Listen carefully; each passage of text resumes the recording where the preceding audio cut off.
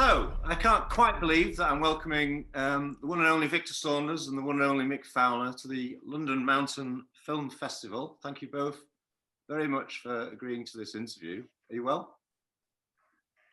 I seem to be very well. Thanks very much, Greg. Yes. Very well. Good, good. Thank you. Well, we're here to talk about, principally to talk about Victor's new book, Structured Chaos, which is subtitled The Unusual Life of a Climber, which is an understatement, actually. You have had quite an incredible life, Victor. Mick, you're here to make sure that Victor speaks the whole truth and nothing but the truth, and you don't allow him to get away with being too modest about his climbing achievements and so on. But if I can start, Victor, with a very obvious question, which is, can you explain, please, the title of the book, Structured Chaos? What are you trying to say there? Well, I think the best person to answer that is Mick, because he chose the title. Oh. If you remember, Victor, I tried to persuade you to choose a title that would attract much more attention, and you reeled that back and voted for Structured Chaos. But no, well, they wouldn't let me have my original title. You remember? What was the original title? I wanted a short history of failure. Oh, right. And then they wouldn't let me have my second title, Mein Kampf. Yeah, I can see the vertebrae. I can see vertebrae might object to that. Yes. So why did then Victor, you then vetoed the suggestions that the title should in some way capture the highlight of our last mountaineering trip together. Yeah, okay. Can you remind me what your title, what your idea for that was? I can't remember, Victor. What was the highlight of our last mountaineering trip together? Yeah, it was a fairly, so Greg, Mick and I were on a trip to Poland to go to, we're at the PLA door last autumn. Yeah. And the unfortunate thing is that when we have a beer or two, we although we're in our well, I'm actually now in my 70s, although we're actually quite old people, we descend into kind of 4-year-old toilet humor by the time we get together for any length of time. And the last expedition we had, the last couple of expeditions we had have been underlined by problems with gut problems on both sides, and so you can see where the titles were coming from. That it was suitable for a 4-year-old to come up with. Yeah, all mixed ideas. Of course, I am the adult in the room here. Yes, you're the oldest, Victor, but that's not the same as saying you're the adult. But anyway, yes, the poo titles you dismissed, whereas I thought that they would attract more attention on the bookshelf. But anyway. They were very fine trips, Victor, and Structured Chaos, the title, I liked it when you mentioned it, because I thought to a certain extent it does capture your life. Yeah, that you've achieved an amazing amount in so many different directions in a pleasingly chaotic manner. Victor, can I ask you a question? If I may ask you this question, Victor, is it the case that your life has been quite chaotic, and that tone was set, I think, reading the book? In your early years, you moved around a lot. And is it the case that your life's been chaotic and climbing has given it structure? Is that kind of how you'd see it? Well, that was the idea of the preface, yeah. Yeah. Whether it's actually true or not, I don't know. It was what I thought at the time when I was writing. So what is true is that for a while I thought that was true. Yeah. Okay. And Mick, is the opposite true for you, do you think? Because you've had perhaps less moving around, more of I suppose a stable career, if you like. Is it the case that climbing has been the thing that's, brought some disruption? I suppose you could say that. Yes. Yeah. Structured disruption. Yes, I mean, Victor and I, obviously we climbed together back in the 70s and the 80s, and then we sort of chose our different ways of living our lives, really. And I stayed with my, well, not quite 9 to 5, but my civil servant job, and kept the climbing very much as my hobby. And Victor moved off to become a guide, moved to Chamonix, and obviously the climbing then became his way of earning a living as well. So Chamonix is where you met, isn't it? Chamonix is where you met. So would you tell us about your first impressions of each other? Because I think this is mentioned in the book. Should I tell you my first impressions of Victor first? Yeah, I think so, yes.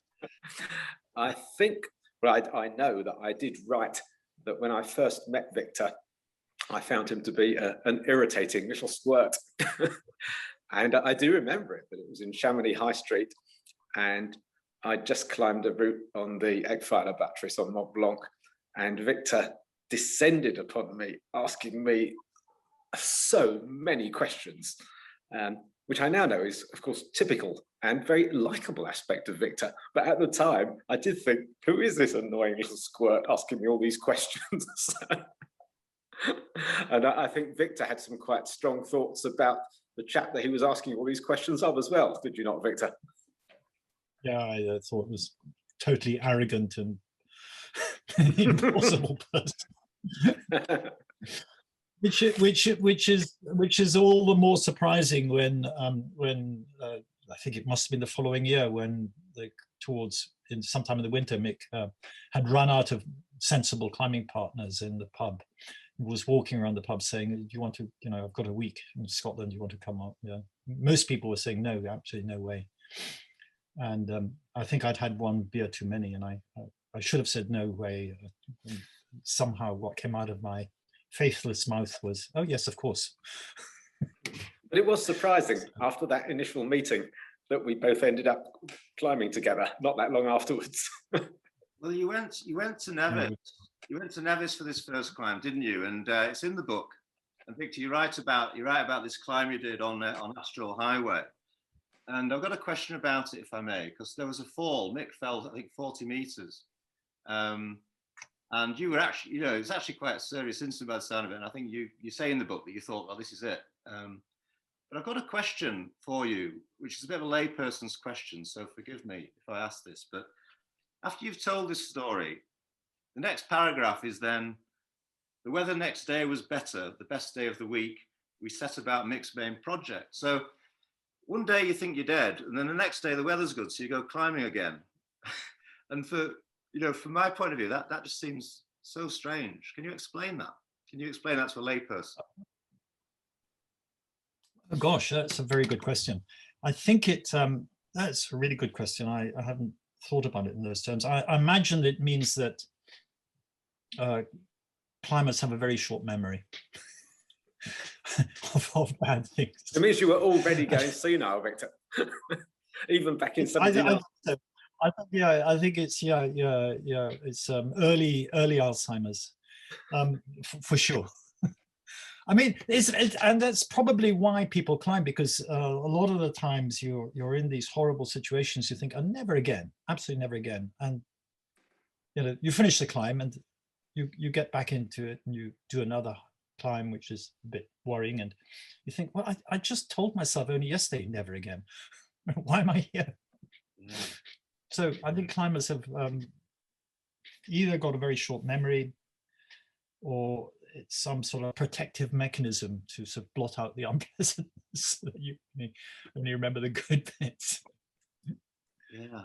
Well, I have to say, I would have been on the first train out of Fort William, I think. Yes.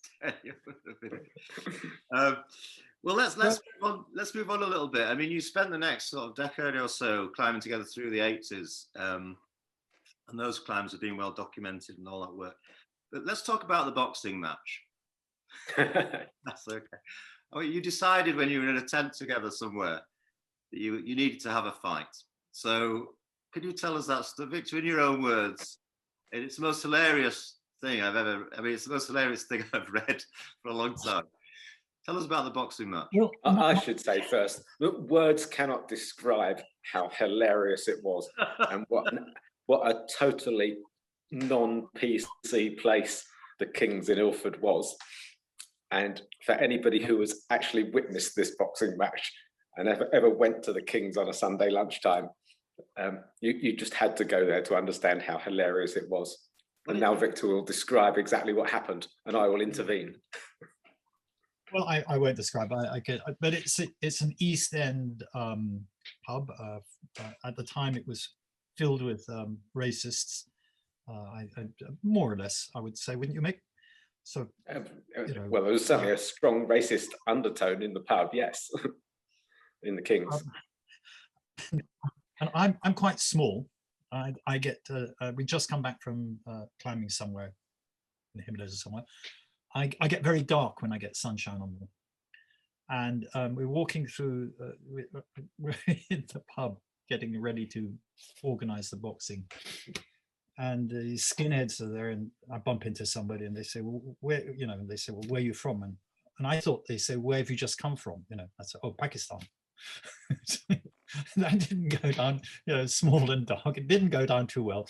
And so as soon as I was up there squaring up against Mick, they started baying for blood. I realized after a while that the blood they were baying for was mine. It's very disturbing. The way you right. Well, sorry, I was going to say the way you described the fight, they got their way, because I think you described Mick like a sort of a whirlwind of violence with bows raining down on you. Was it it's true. They had a professional boxer there, and a ring and a compere, and you could either fight.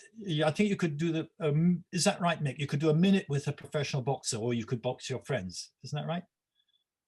I think so.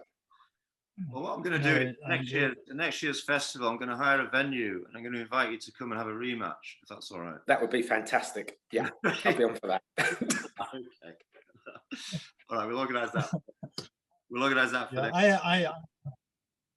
Well, I'd never boxed before, and when Mick suggested this, I have difficulty saying no to something that's a completely new experience. And only after I'd said yes, of course, you know, why don't we have a boxing match? So I thought, well, hang on a second, I don't fight. I don't know anything about this. So how does it work, Mick? And he said, well, it's easy. You get rid of your glasses, put in contact lenses. It's just like school. I went away and I thought, hang on, I don't think I went to that kind of school. But the whole thing the whole thing was quite light-hearted. No, but it went wrong for me from the start. But the whole thing was quite light-hearted, really, wasn't it? Because, I mean, this came about that we'd arranged to climb together on an expedition to Pakistan, and Victor ended up climbing with Steve Sustad, and I had guessed this might happen, and so I'd said to Victor, "Yeah, you bastard Saunders, you know, you've broken the agreement that we had," and so yeah. You have to come down to the King's on the Sunday, because the King's was the place that we went if it was really too wet and nasty to go climbing. And yeah, it's almost impossible to say what a sort of low-life kind of place the King's was. The boxing alternated with strippers, and the compere would be on. And he'd say, "Oh God, these boxers are useless. Get them off. You know, get the strippers on." The stripper would come on, and after a bit, he'd say, "Oh God, yeah, we were thrown off. We were thrown off for lack of entertainment." Yeah. And we were introduced to this place by the son of by the son of an East End gangster. Gosh, oh my goodness!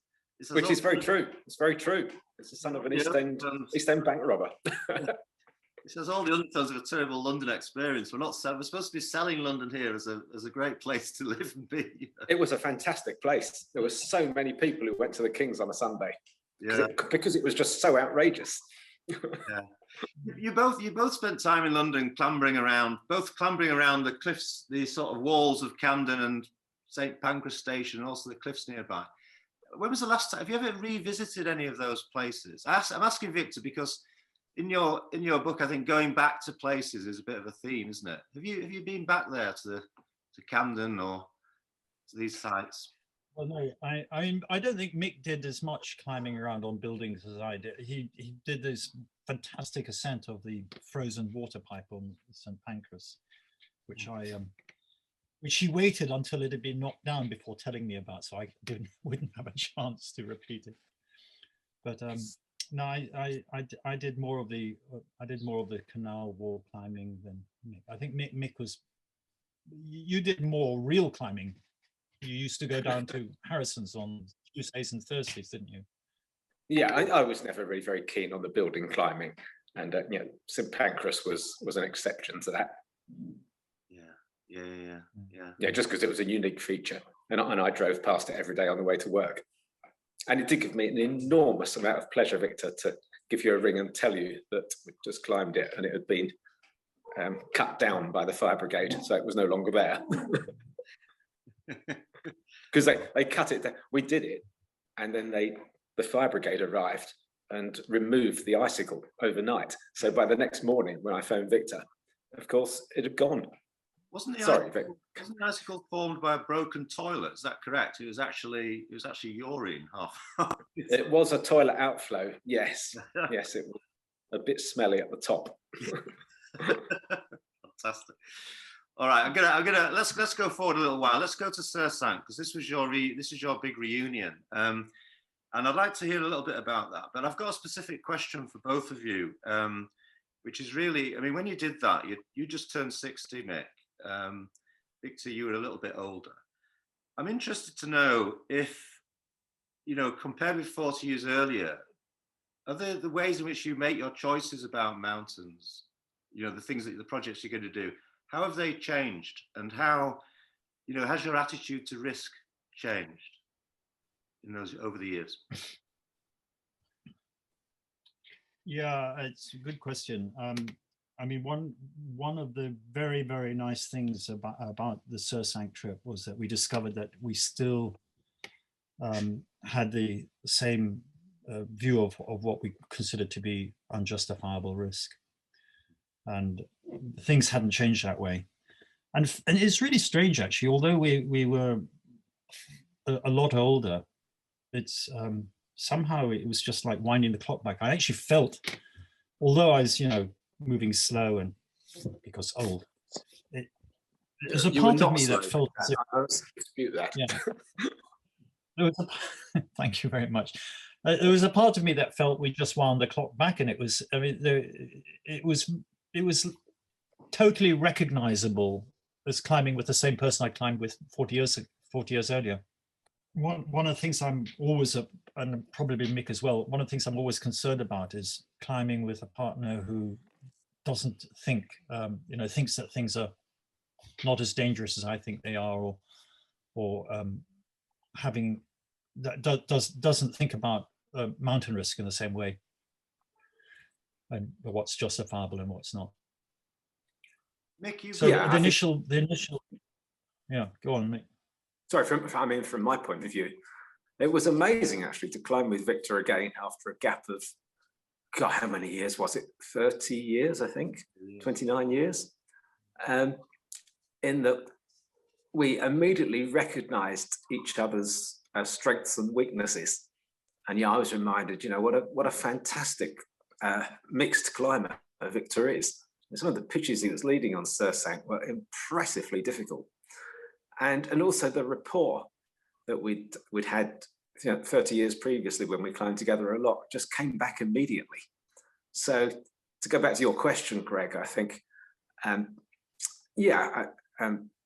the way we choose objectives, I think the criteria that we used to choose a Sursang objective were pretty similar to the criteria that we used many years ago, and that's it's got to be objectively safe as you can get in the Himalaya, an obvious line, an unclimbed line, a challenging line, visible from afar, leading directly to the summit, and with a different descent route, so that you have the aesthetic pleasure of traversing the mountain.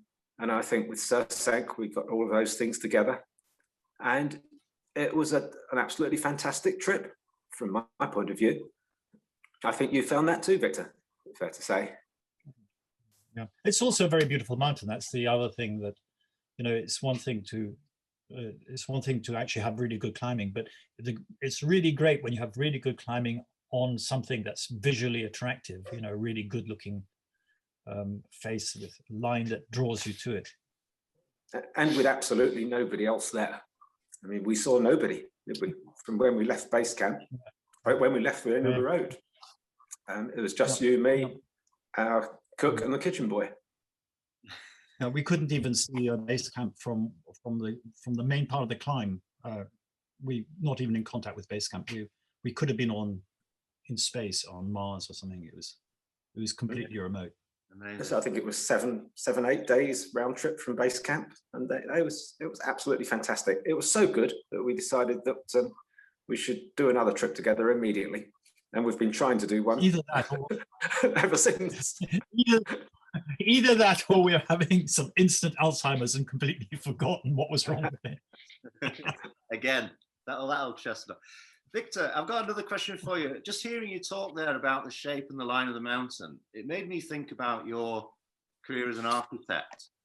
Can I ask you a question about architecture? I was thinking about this. You know, with buildings, there are so many words that we use on mountains, such as windows, floors, stairs, all those words in buildings that we apply to mountains.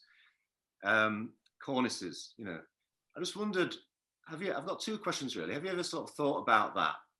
But also, have mountains ever influenced your design? Have they fed into your architectural design? That's more good questions. The answer, you know, the short answer is I don't know, because you don't know what goes in the back of your brain when you're putting out things. If you look at some granite mountains like around Chamonix, there's something very Gothic about them. They're like Gothic churches. If you look at the great limestone architecture of the Dolomites, you're kind of big cave systems. You're looking at much more sort of Roman classical Baroque sort of shape. So you do relate in your mind architectural styles to the things that you're looking at.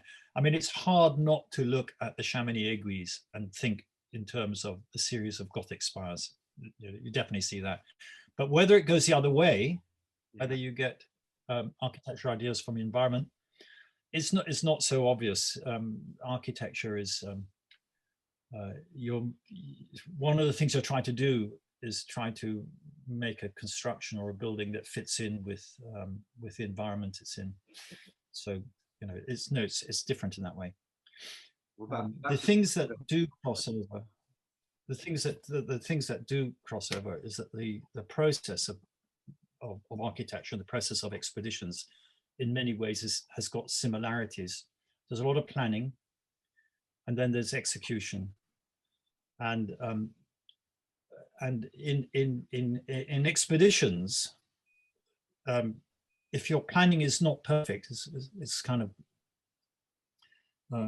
if your planning is a bit weak, you can make up for that with strong execution. And you have lots of examples. Like you look at how when Mick and I were in Russia in 1986. You know, it was really noticeable that the Russians, with very, very poor equipment, were doing hard routes, weren't they, Mick? I mean, they very much so. And the Soviet. So with poor planning or poorer logistics, but excellent execution, you get away with it. You can't get away with it the other way in architecture or in planning. No matter how good your planning is, if the execution is poor, it's not going anywhere. So there is that similarity in both, that the execution is more important slightly than the planning and the logistics. You can make up for it. But it's a two-part thing. Architecture, creating buildings and doing climbs has got that similarity. Interesting. But it's in the process, not in the. Yeah. Sure. Mick, I was trying. Does that make sense? That makes absolute sense. I'm trying to think if there's any crossover with tax, but I don't know. The world of taxation. We have interesting tax discussions on the bivouacs, yes. The word screwed. It helps us sleep well. loopholes. Yeah. I think the level of detail you need for being working in a tax office is absolutely ideal for the amount of bureaucracy you have to face dealing with India or Pakistan. You definitely want a civil servant on board to help with the really difficult part, which is getting through the paper barrier before you can even get onto the mountain. Yeah, you almost seem to relish it, Mick, to be honest, in no easy way. You seem to enjoy it. I'm not sure that I relish it at the time. Afterwards, I like overcoming challenges, yes. And so when I've overcome a bureaucratic challenge, then I do feel a sense of satisfaction. When I'm engrossed in debating the joys of bureaucracy with officials in Himalayan countries, no, I do not enjoy it at all. No. It's the climbing that we go for. So, I mean, there's the bureaucracy, the admin part of it, and the planning, and then there's the climbing. And you could enjoy climbing without the paperwork, but you would be unlikely to enjoy the paperwork without the climbing. Definitely not. Definitely not. Victor, let me move on to. We're getting towards the end of the interview, but I want to go back to the beginning of the book, if that's okay. When you returned to Pecan, where you lived as a very young person, before you were brought back to Scotland in sort of Prince Philip style to go to boarding school. You revisited Pecan. I thought it was a very sentimental chapter when you sort of tracked down some people you used to know there and revisit some of those places. And there's the very end of the chapter, you sort of promise yourself that you will go back, and then you say that you never did. And I thought that was such a I don't know, I must admit it brought a tear to my eye, because I've been back to places in my life, but you only go back once, don't you? It's not something you do often. What made you go back to Pecan? To Pecan? Well, I hadn't been back since I was 10 years old, and I had the chance. I mean, I was in Singapore, and it's a 5-hour drive or something up there from Singapore. You go across the Straits of Johor. It's a bridge there, and so you go from Singapore to Malaysia or Malaya, and I just had a chance. I mean, I just had to grab it. You take the opportunities when you're there. Okay. I made sure that I booked an extra 3 days and went to see that. In the same way as when I was in Sydney for I hadn't seen my grandmother since I was 2, and it was a fantastic opportunity to grab a couple of days off the boat to go and see somebody who I hadn't seen since I was that tall.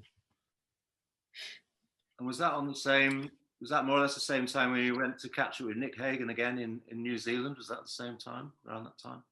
No. I caught up with Nick in 2012. Okay. I think 13. So quite recently, not that long ago. And then I when I was finishing off the book, I did a Zoom call with him. Yeah. But yeah. Well, there's so much nostalgia in this book, and it's really a book about circles and stories, isn't it? And revisiting, and I think it's at this point I think that I'll end the interview because we're right back at the beginning. But listen, thank you so much for your time. It's been a bit of a rush through the book. There's so much more in it that we don't have time to do. Nanga Parbat, K2. All those other climbs that you did together. But it's been really interesting to talk to both of you and to see, it's obvious, why you were such a good partnership, why you were such a good climbing partnership. You can just see that you're complementary, Are there any plans? We're very different, but I would like to say that we are very good friends in spite of all of it, all of our differences.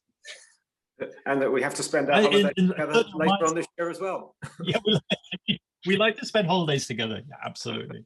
So we're planning to spend 6 weeks together later on this year.